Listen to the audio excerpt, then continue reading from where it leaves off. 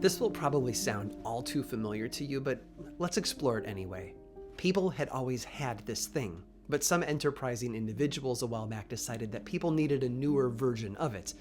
This version was better, and because the public began to be attracted to it, it also became more and more expensive. At the peak of popularity, some of these things had become so expensive that to buy one, you would need to pay roughly 12 times your annual salary. And not for a bunch, mind you, but for one single example. All sorts of variations were created with all sorts of creative names, and people went nuts for them. Investors got involved too, and all of a sudden there were a lot of fortunes riding on this wave. And then it collapsed. All those ledgers that were swimming in extra zeros were suddenly in the red. That bright new economic hope, the investment of the future, had been reduced to just another mundane curiosity. Lives were ruined, businesses failed, and an entire culture was left with a bitter taste in its mouth. This thing, this object of desire, was not Bitcoin, as you might have assumed. No, it was a humble flower, the tulip, first brought to the Netherlands at the end of the 16th century. But even though the event known as Tulip Mania only lasted a little more than 3 years before it crashed in 1637, it has stuck around as proof of something undeniable. Whether you travel into the great unknown or the distant past, no culture is immune to fads. Sometimes they are simple and fun, while others, like tulips, are a bit more expensive. But regardless, people everywhere are always looking for a new one. But centuries later, and across the Atlantic, a new fad would rage in America. Although no one went looking for this particular thing, it was vastly more terrifying than a tulip bulb because of one special detail. This thing came looking for us. I'm Aaron Mankey, and this is Lore.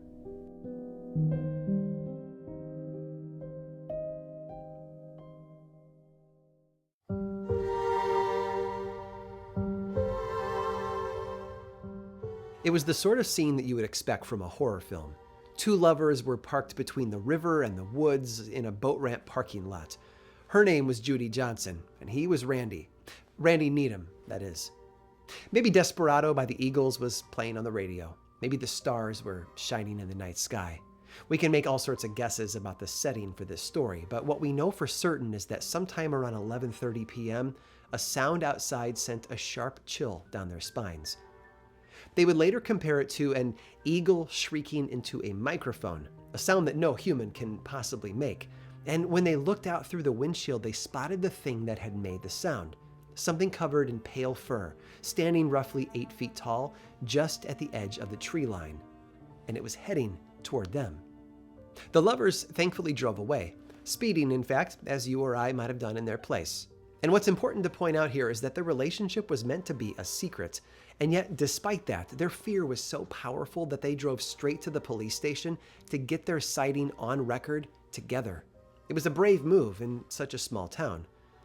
They both lived in the Illinois town of Murfreesboro, which back in June of 1973 at least had roughly 10,000 people living there. But thankfully there were 3 officers on duty, and after listening to the panicked couple, they climbed into a cruiser, along with Randy, to go check it out. Back at the boat dock along the big muddy river, the men began searching the woods for evidence by flashlight. They found strange marks in the mud, maybe 12 inches long and 3 inches wide. But the stride was weird, with the footprints sometimes 6 feet apart. And then the shriek returned. Instantly, they fled back to the police car, but one of the officers, Jim Nash, was so startled that he even dropped his gun. They would return later that night to photograph the tracks and do more searching, but as far as June 25th of 1973 was concerned, that was the end of the drama. Unfortunately, others would have a similar experience the following night, around 10 p.m. That's when a local teen named Cheryl Ray, who was sitting on the patio with her boyfriend, who was also Randy Crete, that is, spotted something in the field behind the house. Like the creature from the night before, this one was also tall and human-shaped, but covered head to toe in pale fur. But along with the visual element, there was also a strong odor, so strong that it could be smelled from over 40 feet away. The police were called, including Officer Nash from the night before, and a German Shepherd was put on the trail to find the mysterious creature.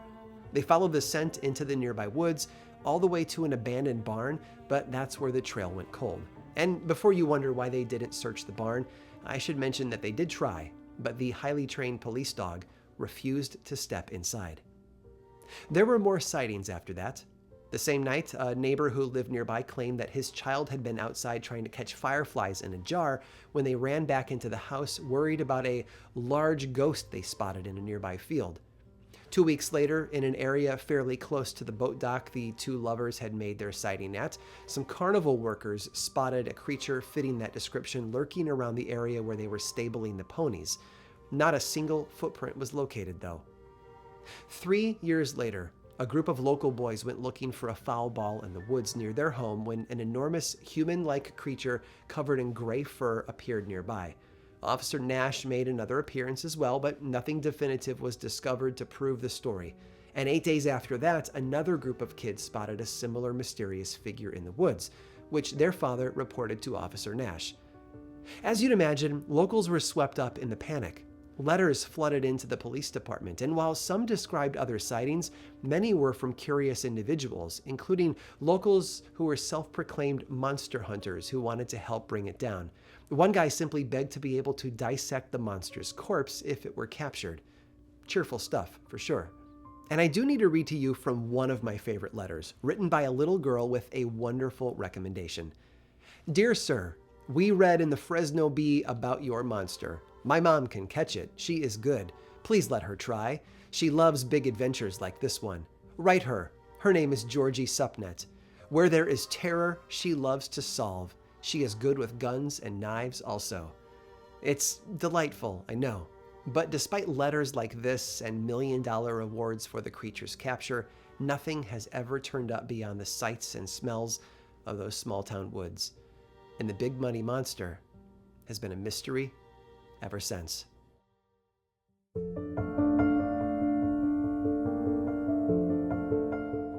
We started our journey today with the idea of fads, and I don't want you to think that I've forgotten about that.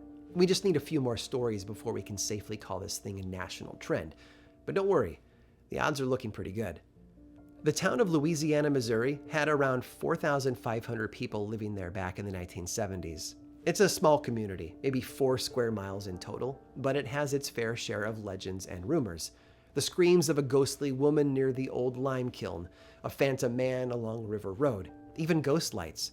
But few stories there are more popular than those about the Missouri Monster. The first sighting took place in July of 1971. Joan Mills and Mary Ryan had driven out to a field alongside a dirt road on the outskirts of town to have a picnic together and enjoy the summer sun. But just as they'd begun to eat, they noticed a powerful smell. In fact, it was so bad that they set down their food and started to look around them for the source. And then they spotted it at the edge of the trees. It was a tall, human-like creature covered from head to toe in dark fur or hair. And just as they noticed it, the thing stepped out of the field and began to approach them. Both of the women panicked and they bolted for the car, climbing in and locking the doors. There was just one problem. They had left the keys in Joan's purse, which was still on the picnic blanket. After a frightening moment where the creature tried to open their car door, Joan honked the horn and eventually frightened it away. Once out of sight, she sprinted to her purse, grabbed it, and returned so that they could drive away, straight to the state police to make a report. Nothing, however, was ever tracked down. A year later, 2 brothers were out playing at the edge of their yard when they spotted something and screamed for help. Their older sister heard the shout and looked out the window just in time to see a very tall, fur-covered creature roughly the size of a human being, and she spotted what had frightened her brothers so much. The creature was holding a dead, bloody dog under one of its enormous arms. It was, they would later discover, their neighbor's dog, which had gone missing earlier in the day. Now their father, Edgar Harrison, was a man who liked to take charge. He was a deacon in his local Pentecostal church and frequently organized groups and led discussions. And on July 4th of 1972, he apparently had around 50 people at his home for a prayer meeting when all of them heard the sound of large stones being thrown at a nearby metal water tank, along with loud, animal-like growls. It was enough to drive everyone away, putting an end to Edgar's meeting. But after that night, he managed to talk a few friends into walking over to the location of the sounds to do a bit of investigating. No one spotted anything unusual, but they all claimed to smell it. a horrible odor that was impossible to describe. But Edgar refused to give up. He started to put out bait on the property in hopes of luring it in for a closer look, things like fish and ham, although it said that he also even tried to tie up his own dog outside just to see if it would work. There were more searches of the surrounding area, too. A hunt on July 19th consisted of about 20 men and even included the local police chief and a state conservation officer. And reporters traveled to the house to chat with Edgar and help him look for evidence as well, although all they managed to find were a few dog bones and some sketchy footprints that have since been disproved. There were other sightings in the area as well. On July 21st, a neighbor reported that he went outside to see what his dog was growling at, only to find a tall, human-like creature covered in dark fur standing at the edge of his yard. And a couple of weeks after that, a local farmer reported hearing high-pitched howls and finding odd tracks on his property. And by the way, one interesting feature of Louisiana, Missouri is that it sits along the Mississippi River, which is connected, less than 200 miles to the south, to the Big Muddy River. And I offer that up as evidence that we should all keep in mind, whether it was an actual creature traveling the river or just the rumors of one. I'll let you be the judge. But interesting, nonetheless. But there's one more story with eerie similarities that I want to share with you next. And while it's far outside the network of rivers that connect the mighty Mississippi, it still delivers something that will sound very familiar by now. Stories of a mysterious outsider who put a community in a panic.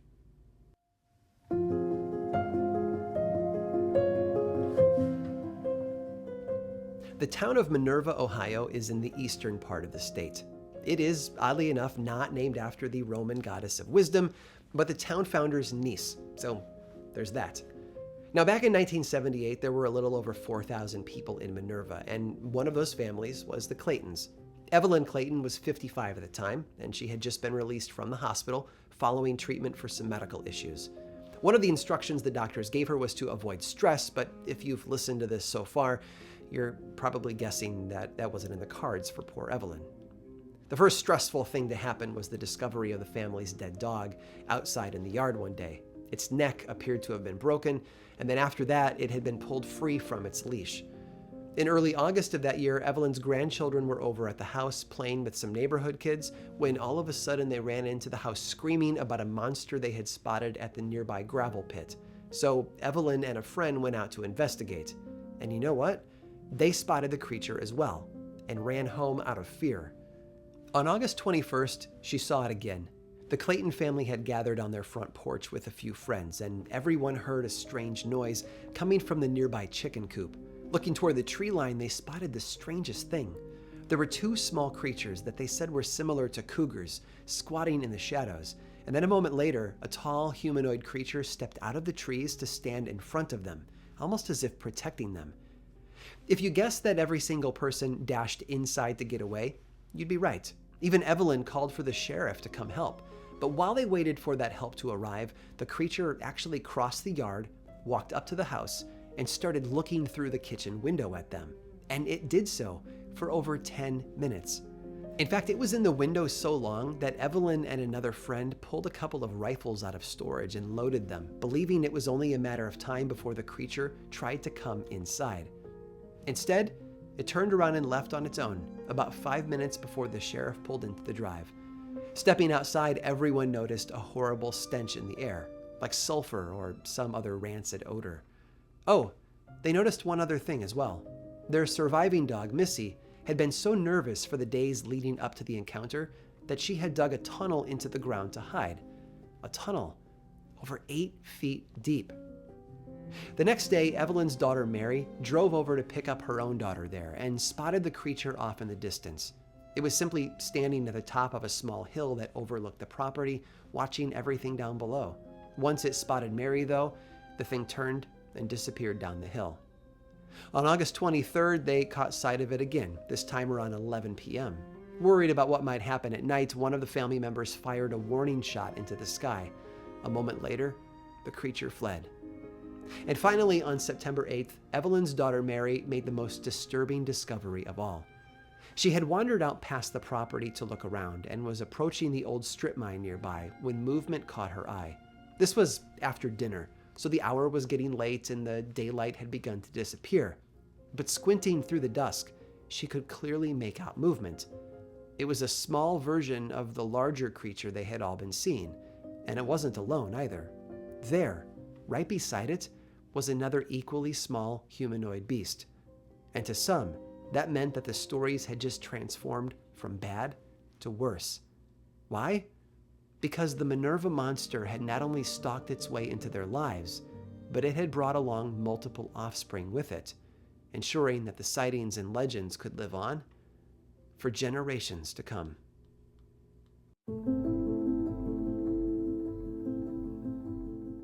Communities love to get in on a good fad. Whether that was bell-bottoms, friendship bracelets, the ice bucket challenge, or some new viral video craze, it's almost like we're hardwired to connect with bizarre things, bringing us all together in the process. And to be honest, it's easy to miss the smaller fads inside the larger, longer-running obsessions. The stories of Bigfoot describe the creature as very tall, human-like, covered in fur from head to toe. A lot of those stories even describe powerful odors. So in one sense, the stories we explored today are just some of the countless chapters in that larger tale. But examined more closely, our three bipedal mystery monsters today all seem to have been part of an early 1970s wave of sightings. Between their eerily similar descriptions, right down to the smells they left behind, and the creature's obsession with dogs, it feels to me like a little fad in the middle of a larger wave. For the Claytons, that sort of popularity didn't sit well.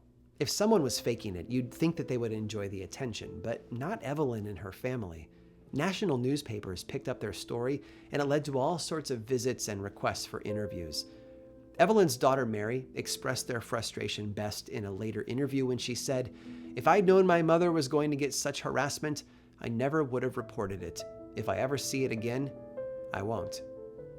One person who became intrigued by the stories was a man named John Nutter. He had grown up in West Virginia and had seen all sorts of wildlife out there, including hundreds of bears.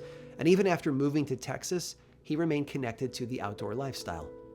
A little while after the stories of the Minerva monster spread around the country, John and his brother passed through the town and stayed a while to explore it for themselves. They even headed out to the same old strip mine that the Claytons lived nearby, and they understood what was at stake too.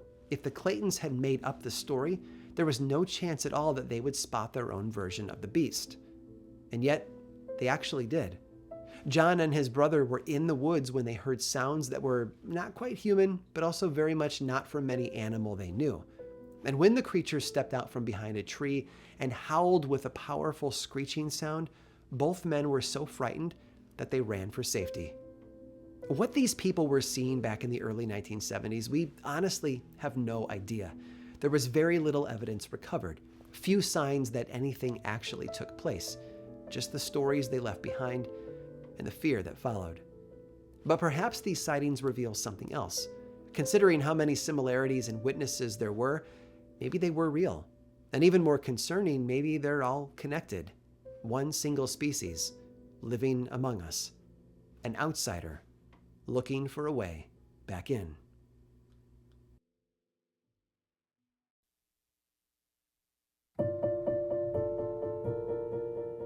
Like I mentioned before, the three creatures we explored today were just some of the many that seemed to pop up throughout the early 1970s. Almost all of them were spotted during the summer months, mostly in the mid to eastern United States, and they all pretty much shared the same physical descriptions. And one other thing, all of the sightings were in rural areas, along dirt roads or near abandoned gravel mines and that sort of thing. Which is why I need to tell you about one more sighting from that era, because its setting was oh so very different. The city of Peoria is exactly that, a city. Rather than being a town of a few thousand people, Peoria is home to over 110,000, and it was even bigger back in the 1970s. And more than that, the city covers roughly 50 square miles. I guess my point is that Peoria isn't rural. And I think that's what makes July of 1972 so unusual. That was when a group of teenagers noticed unusual footprints around an abandoned house near Coal Hollow Road. Not tracks, mind you, footprints. And after exploring a bit more around the property, they found the source. The creature they described measured anywhere from 8 to 12 feet tall. It stood on two legs like a human, but was covered entirely in pale fur or hair. and when it spotted them, it ran quickly away while screeching like an old train whistle. Now, maybe I've read about too many reported encounters in preparation for this episode, but all of those howls have started to sound the same in my mind. Train whistles, an eagle screeching into a microphone, an elephant, a trumpet. I know they're all different sources, but I can also sort of hear the overlapping similarities. So this fits. One of those teens would claim to spot the creature 2 more times that summer, but they weren't the only ones noticing odd things. Immediately after their story was published in the local paper, the police department received over 200 calls with reports of more sightings. And those 200 calls, by the way, took place on one single day. And Peoria wasn't alone. In late July of 1972, a whole bunch of witnesses across the Mississippi in the Missouri town of Creve Coeur came forward with stories of their own. Many of them centered around the sighting of an ape-like creature swimming in the river. And those who got close enough also reported another familiar feature, a very horrible and very memorable odor. And way down at the southernmost tip of Illinois, in the town of Cairo, one resident spotted a 10-foot tall creature covered in white fur that was standing on 2 legs near the Ohio River. Of course, that many reports in one summer was bound to get annoying for local officials. One town even declared that all monster sightings needed to be accompanied by a breathalyzer test. And when it was suggested that the creatures were really an alien species, the Chicago office of the IRS expressed hope that these newcomers would at least pay their taxes. Even today, we're not quite sure what it was that people were spotting all over the central and southern parts of Illinois back in the 1970s. But the tales sure are entertaining. And if they prove anything, it's just how powerful folklore can be, how it can spread, how it can link up with other communities and unite them all together under one dark, sometimes frightening umbrella. And how, no matter how much we've explored this world, there will always be some people who think that there's one more mystery to solve.